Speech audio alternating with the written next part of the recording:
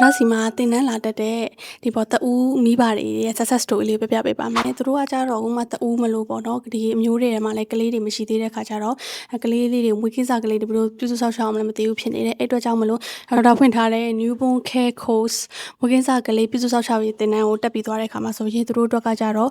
ဘယ်လိုမျိုးကလေးကိုကြတော့အနီးဝစ်ပေးတာနောက်အနီးလဲပေးတာနောက်ရေချိုးပေးတာအိတ်တဲ့အခါမှာဆိုရှင်ဘယ်လိုမျိုးပေါ့နော်ကို parenting လုပ်ရမလဲကို sleep လုပ်ရမလဲပေါ့အဲ့လိုမျိုးလုပ်တဲ့အခါမှာဆိုရင်လည်းဘယ်လိုမျိုးရွေးချယ်ရမလဲဆိုတဲ့ဟာတွေကိုအကုန်လုံးသိသွားတယ်ပြီးတော့လည်းဒီကလေးတို့ဆိုသုံးရမယ့်အသုံးဆောင်ပစ္စည်းတွေဆိုလို့ရှိရင်ဒီတင်တန်းမှာအကုန်လုံးထည့်ပေးထားဖြစ်တဲ့အတွက်ကြောင့်မလို့